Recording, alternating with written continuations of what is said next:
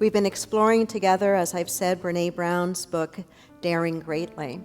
And she is identified as a scientist and a researcher studying wholehearted people who live life with joy and purpose and passion and feel a sense of fulfillment in their lives.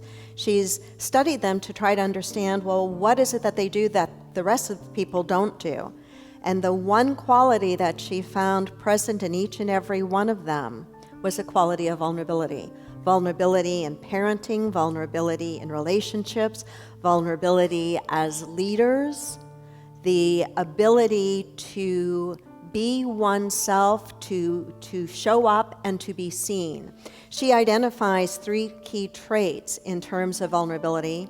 That vulnerability includes the ability to live in and with uncertainty. That is a challenge for many people, is it not? We want to know everything. We want to live with guarantees, with a sense of certainty, because it feels more secure to do that. And we tend to become quite uncomfortable when things are unpredictable or uncertain because we're not sure how to show up.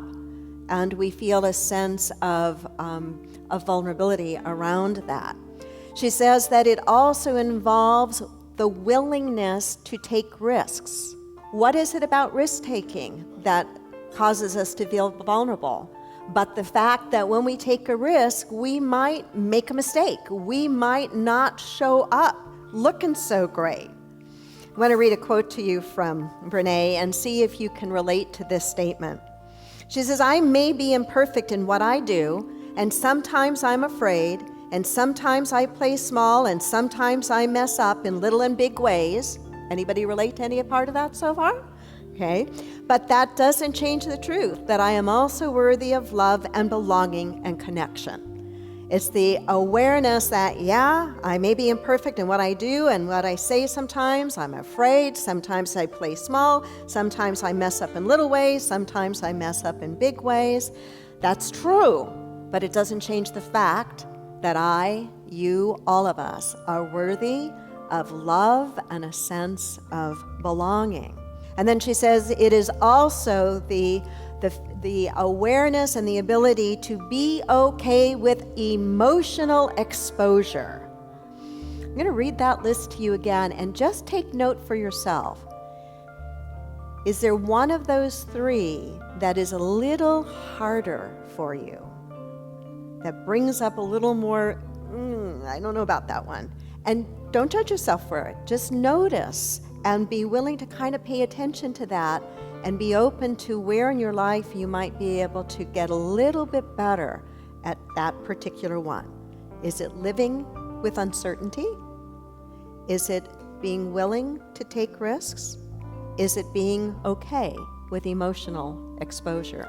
So there's 3 myths we're going to address this morning, or 3 things that get in our way in being more vulnerable, being willing to be more vulnerable. And the first myth is that we tend to see vulnerability as a weakness. That's why we could relate, I think, to the song that we were just hearing and the line, "Real men cry, real men have feelings, real men are not made of steel." That's true of women as well. We cry. We're not made of steel. We have feelings, and we need to acknowledge those and find safe places to be able to be more fully and authentically ourselves. Our souls need that. Our emotional and therefore physical well-being needs that as well.